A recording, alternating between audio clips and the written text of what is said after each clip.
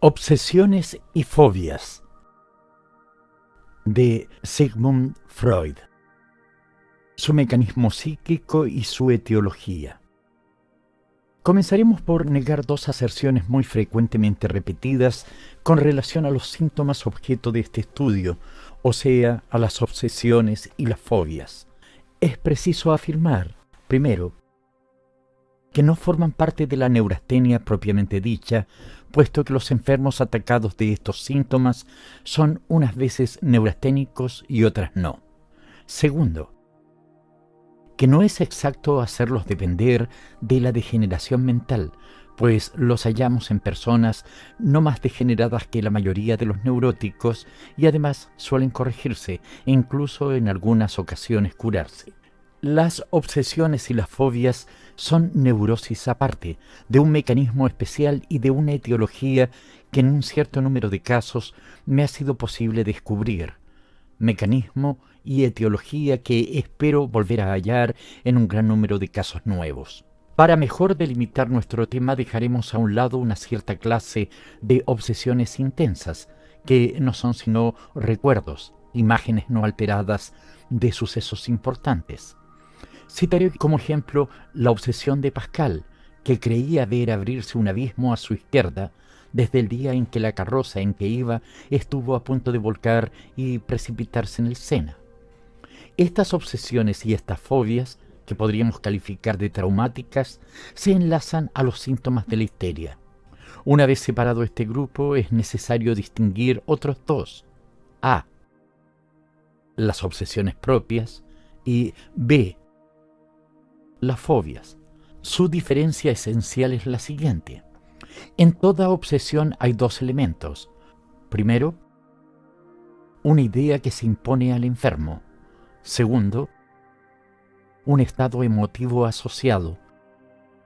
Ahora bien, en las fobias, este estado emotivo es siempre la angustia, mientras que en las obsesiones propias puede ser igualmente cualquier otro, tal como la duda, el remordimiento o la cólera. Ante todo, trataré de explicar el mecanismo psicológico verdaderamente singular de las obsesiones propias, muy diferente del de las fobias. Capítulo 1. En muchas obsesiones verdaderas es evidente que el estado emotivo es lo principal, puesto que persiste inalterado, variando en cambio la idea a él asociada. Así, la sujeto de nuestra observación número 1 tenía remordimientos muy varios, de haber robado, de haber maltratado a sus hermanas, de haber fabricado moneda falsa, etc. Igualmente, las personas que dudan de muchas cosas a la vez sucesivamente. El estado emotivo permanece en estos casos invariable, mutándose en cambio la idea. En otros es esta también fija, como en la muchacha de nuestra observación número 4, que profesaba un odio incomprensible a todas las criadas de la casa, cambiando no obstante de persona. Pues bien, un escrupuloso análisis psicológico de estos casos muestra que el estado emotivo como tal está siempre justificado. La muchacha número 1, que siente remordimientos, tiene suficientes motivos para ello. Las mujeres de la observación número 3, que dudaban de su resistencia contra las tentaciones, sabían muy bien por qué. Y la muchacha número 4, que detestaba a las criadas, tenía perfecta razón para quejarse de ellas. El sello patológico de estos casos consiste, pues, únicamente en los dos singulares caracteres siguientes. Primero, que el estado emotivo se ha eternizado. Segundo, que la idea asociada no es ya la idea justa, la idea original, relacionada con la etiología de la obsesión, sino una idea sustitutiva de la misma. Prueba de ello es que en los antecedentes del enfermo y en la época inicial de la obsesión puede hallarse siempre la idea original, después sustituida. Tales ideas sustituidas tienen caracteres comunes, correspondiendo a impresiones verdaderamente penosas de la vida sexual del individuo, que éste se ha forzado en olvidar sin conseguir más que reemplazar la idea inconciliable por otra, poco apropiada para asociarse al estado emotivo, el cual, por su parte, ha permanecido sin alteración. A esta forzosa conexión del estado emotivo y la idea asociada es a la que se debe el carácter absurdo de las obsesiones. Expondré aquí mis observaciones y daré luego como conclusión una tentativa de explicación teórica. Observación número 1. Una muchacha que se hacía reproches de haber robado, fabricado moneda falsa, etc., según sus lecturas cotidianas, dándose sin embargo cuenta de lo absurdo de tales reproches. Rectificación de la sustitución. Se reprochaba el onanismo que practicaba en secreto sin poder renunciar a él. Quedó curada por medio de una escrupulosa observación que le impidió masturbarse. Observación número 2. Un joven estudiante de medicina que padecía una obsesión análoga se reprochaba múltiples actos inmorales: haber matado a su prima, deflorado a su hermana, incendiado una casa, etc. Llegó a sentir la necesidad de volverse continuamente en la calle para convencerse de que no había matado al transeúnte con quien acababa de cruzarse. Rectificación. Había leído en un libro de divulgación médica que el onanismo al cual se entregaba desmoralizaba al individuo, habiéndole impresionado mucho la noticia. Observación número 3. Varias mujeres que se quejaban de la obsesión de arrojarse por la ventana, herir a sus hijos con cuchillos, tijeras, etc. Rectificación. Tentaciones obsesivas típicas.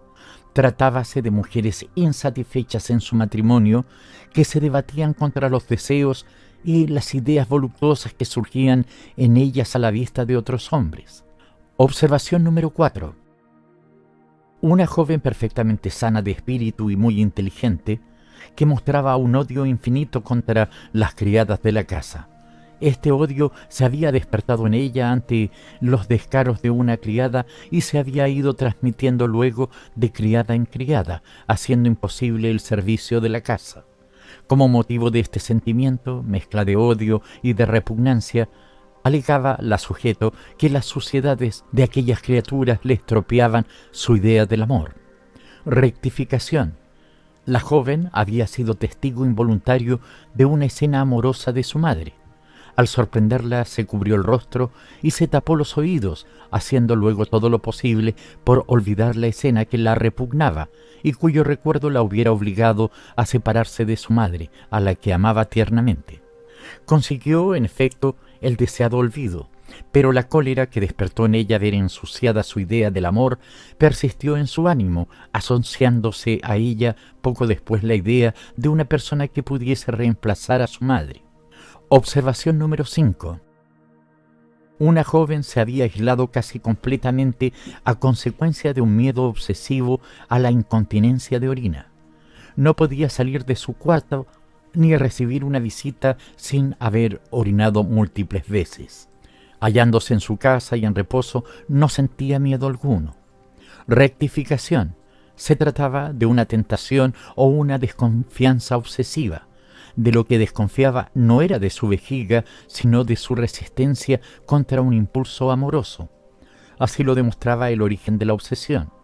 Una vez en el teatro había sentido, a la vista de un hombre que le gustaba, un deseo amoroso, acompañado, como siempre, en la polución espontánea de las mujeres de ganas de orinar. Habiéndose visto obligada a abandonar el teatro, fue presa desde aquel momento del miedo a volver a sentir la misma sensación, pero el deseo de orinar se sustituyó al deseo amoroso. Curó completamente. Las observaciones precedentes, si bien muestran diversos grados de complejidad, tienen de común que la idea original, inconciliable, ha sido sustituida por otra. En las que a continuación pasamos a exponer, la idea original ha sido también sustituida, pero ya no por otra idea, sino por actos o impulsos que sirvieron originariamente de alivio o de procedimientos protectores y que ahora se hallan en una grotesca asociación con un estado emotivo, con el que no armonizan, pero que es el original y continúa estando tan justificado como en un principio. Observación número 6. Aritmomanía obsesiva. Una mujer había contraído la obsesión de contar las losas de la acera, los escalones, etc., y lo realizaba de continuo presa de un ridículo estado de angustia. Rectificación.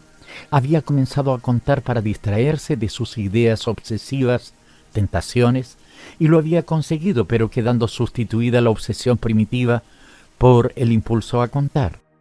Observación número 7. Especulación obsesiva. Una mujer padecía ataques de esta obsesión que no cesaban sino durante los períodos, siendo entonces reemplazados por miedos hipocondríacos. El tema del ataque era una parte del cuerpo o una función, por ejemplo, la respiración. ¿Por qué es necesario respirar? Y si yo no quisiera respirar, etcétera. Rectificación. Al principio había tenido miedo de volverse loca, fobia hipocondríaca, muy frecuente en las mujeres no satisfechas por su marido, caso que era el suyo. Para convencerse de que no iba a volverse loca y de que aún gozaba de su inteligencia, había comenzado a plantearse cuestiones y a ocuparse de problemas de importancia. Con esto consiguió al pronto tranquilizarse, pero la especulación mental llegó a sustituirse a la fobia. Desde hacía 15 años padecía alternativamente períodos de miedo, patofobia y de especulación obsesiva. Observación número 8. Duda obsesiva. Varios casos que mostraban los síntomas típicos de esta obsesión, pero que se explicaban sencillamente.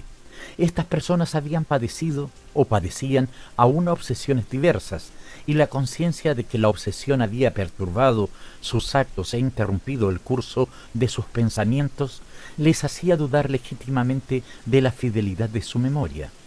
Todo el mundo siente vacilar su seguridad en sus propios actos y se ve obligado a releer una carta o a rehacer una cuenta cuando su atención ha sido repetidamente distraída varias veces durante la ejecución del acto. La duda es una consecuencia lógica de la presencia de las obsesiones. Observación número 9. Duda obsesiva, vacilación. La sujeto de la observación número 4 se había vuelto excesivamente lenta en todos los actos de la vida ordinaria, particularmente en los de su tocado. Le eran necesarias horas enteras para anudar los cordones de sus zapatos o para arreglarse las uñas. Por su parte, lo explicaba diciendo que no podía atender a su tocado mientras la preocupaban las ideas obsesivas ni inmediatamente después de cada retorno de las mismas. Observación número 10. Duda obsesiva, temor a los papeles escritos. Una joven que había sentido escrúpulos después de haber escrito una carta y que a partir de tal momento recogía todos los papeles que veía, dando como explicación el temor de haber confesado un amor secreto. A fuerza de repetirse sin cesar el nombre de su amado, había surgido en ella el miedo de que dicho nombre se hubiese escapado de su pluma, habiéndolo trazado sobre un papel cualquiera en un momento de ensimismamiento. Observación número 11. Misofobia. Una mujer que se lavaba las manos 100 veces al día y por no tocarlos con ellas abría los pestillos de las puertas empujándolos con el codo. Rectificación. Era el caso de Lady Macbeth. Las abluciones tenían un carácter simbólico y se hallaban destinadas a sustituir por la pureza física la pureza moral, que la sujeto lamentaba haber perdido. Se atormentaba con el remordimiento de una infidelidad conyugal, cuyo recuerdo había decidido ahogar. Por lo que respecta a la teoría de esta sustitución, me limitaré a dar respuesta a 3 cuestiones que aquí se plantean. Primero, ¿cómo se puede llevar a cabo tal sustitución? Parece constituir la expresión de una disposición psíquica especial. Por lo menos hallamos muy frecuentemente en las obsesiones la herencia similar, como en la histeria. Así, el enfermo de la observación número 2 me comunicó que su padre había padecido síntomas semejantes y un día me presentó a un primo hermano como obsesiones y tic convulsivo, y a la hija de su hermana, niña de 11 años, que mostraba ya obsesiones, probablemente remordimientos. Segundo, ¿cuál es el motivo de tal sustitución? A mi juicio, podemos considerarla como un acto de defensa del yo contra la idea inconciliable. Entre mis enfermos hay algunos que recuerdan el esfuerzo de voluntad realizado para expulsar la idea o el recuerdo penoso del campo de la conciencia, observaciones número 3, 4 y 11.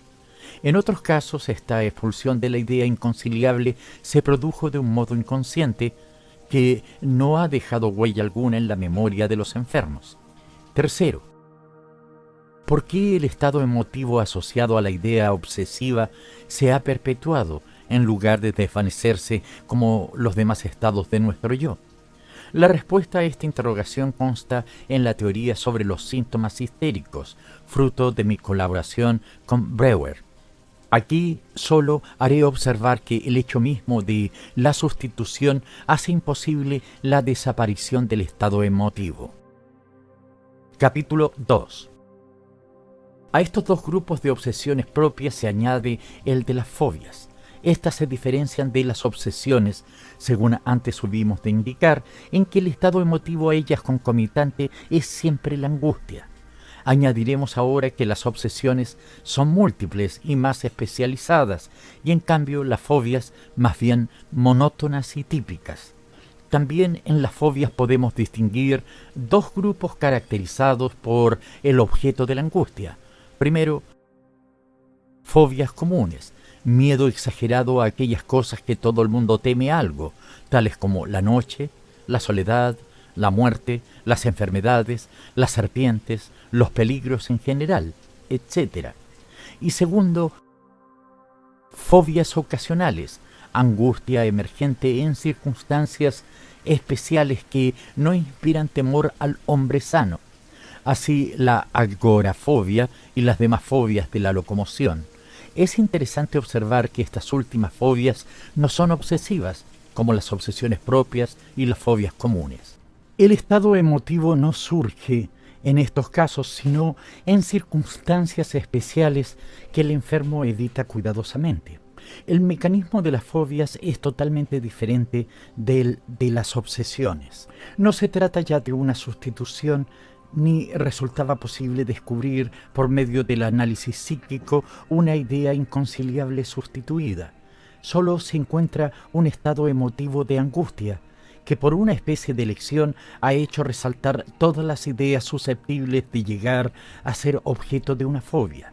En los casos de agorafobia, etc., se encuentra con frecuencia el recuerdo de un ataque de angustia, y en realidad lo que el enfermo teme es la emergencia de tal ataque en aquellas circunstancias especiales en las que cree no podrá escapar a él. La angustia de este estado emotivo existente en el fondo de la fobia no se deriva de ningún recuerdo. Habremos, pues, de preguntarnos cuál puede ser el origen de esta potente condición del sistema nervioso. En respuesta a esta interrogación espero poder demostrar otra vez que está justificado establecer una neurosis especial, la neurosis de angustia, de la cual es el síntoma principal dicho este estado emotivo. Enumeraremos sus diversos síntomas e insistiremos en la necesidad de distinguir esta neurosis de la neurastenia, con la cual se halla ahora confundida. Así, las fobias forman parte de las neurosis de angustia y aparecen acompañadas casi siempre de otros síntomas de la misma serie.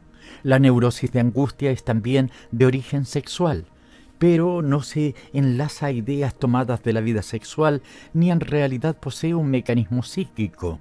Su etiología específica es la acumulación de la tensión genésica provocada por la abstinencia o la irritación genésica frustrada por el efecto del coito reservado, de la impotencia relativa del marido, de las excitaciones sin satisfacción ulterior de los novios, de la abstinencia forzada, etc.